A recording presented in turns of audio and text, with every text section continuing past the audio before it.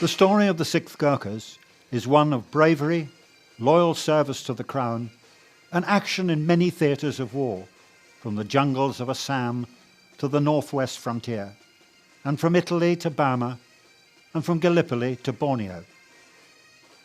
For 200 years, the officers and men of the regiment and its successors have undertaken feats of great courage and played their part in many victories, both small and great. It's a distinguished record, celebrated in 2017, the bicentennial year of the raising of the regiment as the Cuttack Legion. The origin of the regiment are traced to the war fought between Britain and Nepal from 1814 to 1816. The fighting qualities and the courage of both sides were recognised. A peace treaty was signed, and Gurkhas began to serve in the army of the British East India Company. Soon afterwards, on the 16th of May 1817, the Cuttack Legion was raised in Orissa State, 200 miles south of Calcutta. Its duty was to keep order in the area, and at first it had little to do with Nepal, but the Cuttack Legion was the parent of the 6th Gorkha Rifles, which emerged after many name changes during the 19th century. War with Burma in the 1820s took the regiment to the northeast of India, beginning a link with the Assam region that was to last for nearly 80 years, years during which there was frequent fighting with local tribes. In 1896, the regiment moved from the lush northeast of India to the dry northwest, to Abbottabad in today's Pakistan, and that was to be another long association, becoming the regiment's home until the 1940s. It was in 1903 that the regiment received the title 6th Gorkha Rifles. A second battalion was raised and the hat felt Gurkha was introduced, but there was little action before the outbreak of the First World War. The 1st Battalion sailed from Karachi to Suez as part of 29 Indian Infantry Brigade, and in 1915 took part in the campaign to capture the Gallipoli Peninsula in Turkey. 6 days after the initial invasion, the battalion landed at Cape Helles. It fought its way inland and captured a prominent coastal feature that was named Gurkha Bluff to commemorate the action. That was followed by one of the regiment's greatest battles. The return to action was at Sari Bair, a ridge dominating the whole of the Gallipoli Peninsula. The assault, recreated in Terence Cuneo's painting, was initially led with great bravery by Major Cecil Allinson.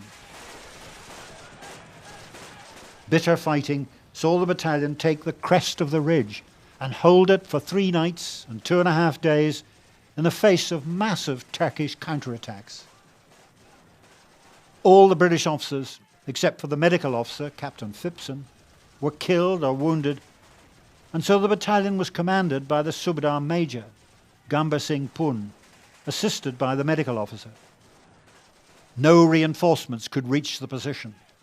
The battalion was withdrawn, and not long afterwards the whole Gallipoli expedition was abandoned. Numerous decorations were awarded, but the campaign had cost the battalion 179 men killed and 668 wounded. In contrast, the 2nd Battalion spent the early part of the war on the northwest frontier, before moving to various tasks and engagements in present-day Iraq. A 3rd Battalion was raised in 1917, but saw little action beyond defensive duties in the Third Afghan War, and it was disbanded in 1923. Between the wars, the regiment, along with other Gurkha battalions, undertook garrison duties and went regularly into action on the northwest frontier, notably in Waziristan, where there was heavy fighting with the local Pathans. At a parade at Abbottabad in 1927, the colonel of the regiment, Lord Birdwood, commander of the Anzacs at Gallipoli, presented new replica regimental colours when the originals became too fragile for ceremonial use. The outbreak of the Second World War had no immediate effect on the poorly equipped 1st Battalion, which had no vehicles, radios or mortars, and just a handful of machine guns. But as the war intensified, the battalion joined 19 Indian Division and trained hard for the defence of India, and then for jungle operations, which began in 1944 with the advance into Burma. In early 1945, the 1st Battalion crossed the Great Irrawaddy and fought to secure the bridgehead before playing a major part in the campaign to capture Mandalay.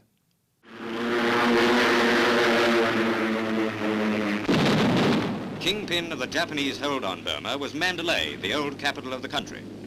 Resistance was determined and made the capture of Mandalay the costliest campaign of the whole Burma War. The 2nd British Division and the famous Indian 19th Dagger Division were first into Mandalay. Among the regiments which took the city are the Berkshires, the Worcesters, British and Indian tank units, and Gurkha and Punjabi infantry, regiments with magnificent fighting histories. The battalion moved on south in the liberation of Burma before the Japanese surrender in August 1945. The regiment's 3rd Battalion was formed in 1940 and in 1943 became part of the 2nd Chindit campaign. The battalion landed by glider behind enemy lines before moving to the location named White City, where there was intense fighting. The columns then marched 160 miles to attack and secure Mogaung with much heroism. The Japs pulled out. Mogaung had fallen. They were outmaneuvered just when they thought they were safe. This is the price of their mistake. Chindits. That's the name for the guardian statues that flank the steps of Burmese pagodas. A name from legend that's become flesh and blood, living guardians of Burma's safety. A 4th Battalion was also formed and trained for jungle warfare before playing its part in the advance through Burma, defending the Irrawaddy bridgehead and mopping up pockets of Japanese resistance. The 2nd Battalion had a quiet start to the war. It moved to Iraq in 1941 before shipping to Italy in 1944 as part of 43rd Gurkha Lorried Infantry Brigade for the long advance up through Italy. The German positions were well prepared. There were many rivers to cross, and there was fierce fighting in the capture of Coriano Ridge, Monte Cadruso, Monte Chico, and Medicina, depicted in another famous Cuneo painting, before the end of the war in Europe. During the campaign, the friendship between the battalion and the 14th 20th King's Hussars was cemented, leading later to a formal affiliation. Elsewhere, links with the Rifle Brigade, later the Royal Green Jackets, in Malaya led to another affiliation. And these are connections in which the 6th Gurkhas have always taken great pride. Throughout its history, officers and men from the regiment and its predecessors have shown great courage and served with distinction. The 6th Gurkhas have produced many distinguished officers and men. Outstanding bravery was shown by Captain Almond and the then rifleman Tul Bahadur Pun in the attack on Mogaung in the Burma campaign. Both won Victoria Crosses, although Captain Almond died of wounds sustained in the fighting. His Victoria Cross was presented to the regiment in Hong Kong in 1991.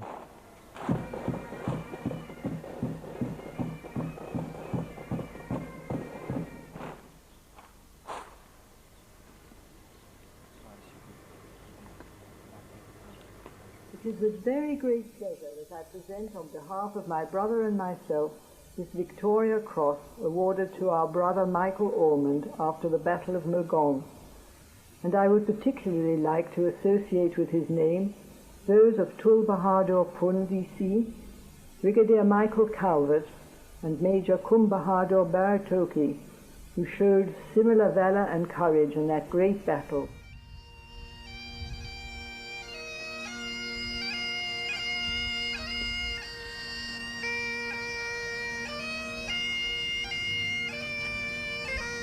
Former commanding officer Brigadier John Anderson believes that bravery awards are also shared by other comrades. Our Victoria Cross holders were unique. They were incredible. They did extraordinary things. It's very important for the regiment because it's not just a recognition of that individual, it's a recognition of the battalion, because no man ever commits an act of bravery by himself. Ultimately, he is supported by others, and ultimately he is doing it for others. The most famous 6th Gurkha must be Field Marshal the Viscount Slim. Bill Slim, who led the 14th Army from defeat into victory in Burma in the Second World War. He had joined the regiment after the First World War, having seen it in action at Gallipoli, where Subedar Major Gamba Singh Pun had shown such outstanding leadership and courage. Elsewhere, Subedar Major Persadaman Rai excelled on the northwest frontier. Palman Gurung was a great leader in Burma and served as Subedar Major to 7 different commanding officers.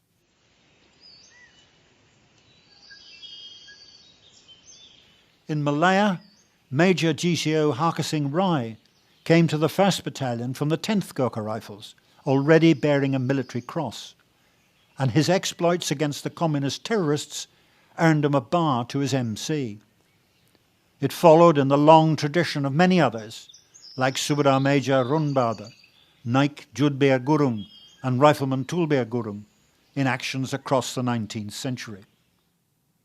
The regiment also excelled in sport, particularly in the heyday of cud racing, and at football, basketball and shooting.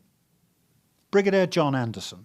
If you look at things like sporting successes, shooting, cud races, etc., they're in some ways a mark of excellence. And the fact that this regiment, 6th Queen Elizabeth's Own Gurkha Rifles, has consistently been in the top group of competitions such as the Cud Race, Nepal Cup football, Bisley, you only have to look at the results, to realize this isn't just 1 or 2 people that are making their mark. This is the regiment's representatives making their mark. It's the regiment being represented, it's the regiment doing well, and therefore it reflects on every soldier. Watch and shot. Watch and shot.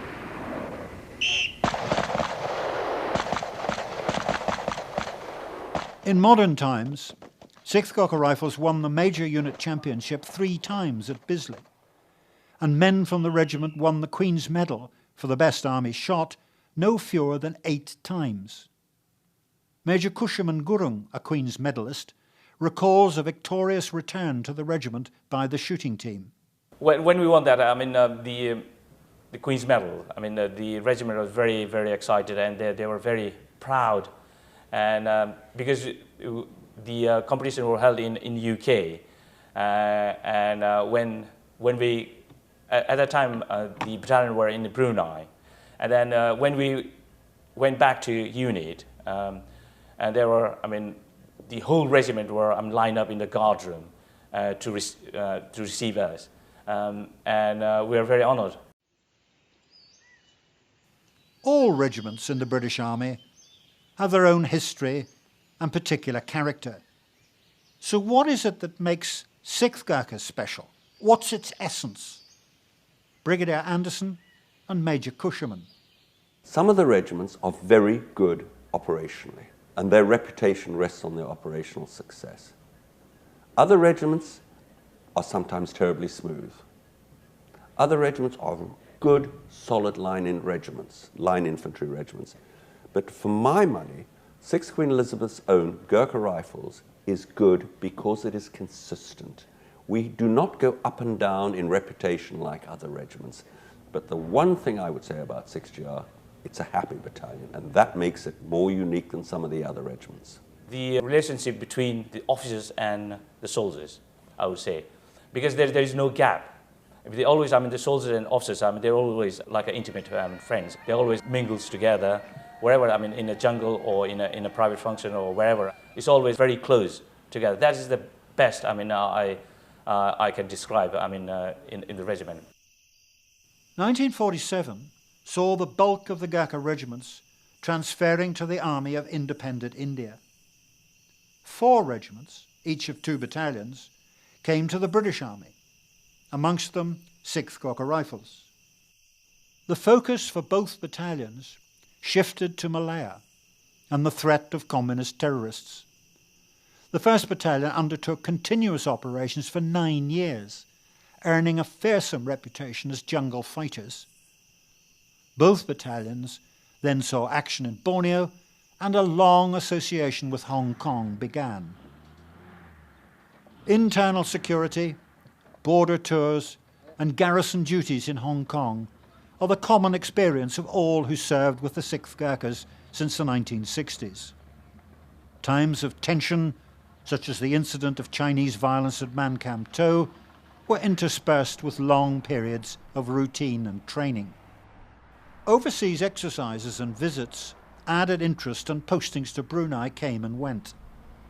But in the 1990s, a dramatic reduction in the size of the Brigade of Gurkhas was announced, with the threat of redundancy.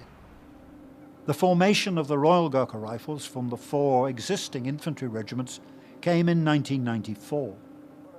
Most of the 6th Gurkha men were absorbed into the 1st Battalion, which contained soldiers from the west of Nepal. It was an emotional time for those of long service, like Major Kushuman Gurung. One of my saddest moments in my career was the time when the regiment amalgamated with 2nd Gurkhas in 1994. I was very sad then, because the 6th yard became 1 RGR then. So I was very sad because we lose our regiment name then. But still, I mean, the cap badge was, just like a 6 Gurkhas cap badge without 6, which I was very proud to wear that cap badge on my barry. The proudest boast of the 6th Gurkha Rifles is the unique honour of bearing the name of our present reigning monarch, Brigadier Anderson. The Queen's relationship with 6th Queen Elizabeth's Own Gurkha Rifles is in the name of the regiment. We became Queen Elizabeth's Own in 1959, and it was a massive honour. For the soldiers it's important because they can turn around and say, we are Queen Elizabeth's Own. And you only have to talk to the soldiers who've actually spoken to the Queen or stood near her to realise how absolutely chuffed they are. It's very important to them. Her Majesty visited Hong Kong in 1975, and the battalion had the privilege of mounting the Guard of Honour for her arrival. She also visited Church Crookham twice, when it was home to the regiment for UK tours in the late 70s and the late 80s. On both occasions, the weather was as poor as the visits were successful. The last royal visit, to mark the celebration of the 175th anniversary of the raising of the regiment, took place at the Tower of London in 1992.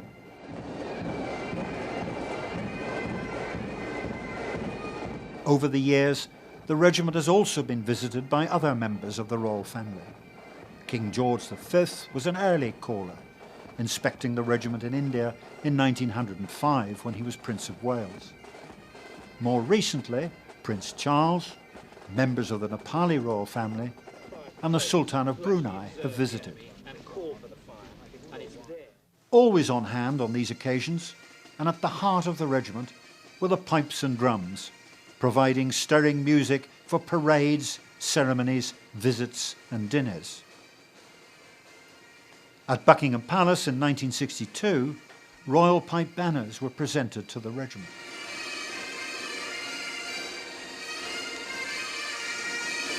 The ceremony came during one of the regiment's 3 tours in the United Kingdom. In the early 1960s, a British Army manpower shortage saw the 1st Battalion shipped to Tidworth for 2 years to release a British battalion to shore up numbers on the Rhine.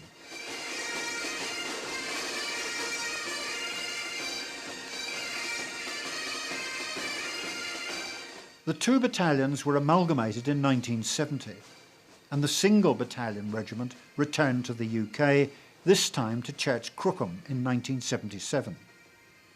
It undertook public duties and firefighting and went to Belize to defend the newly independent state from Guatemalan threats.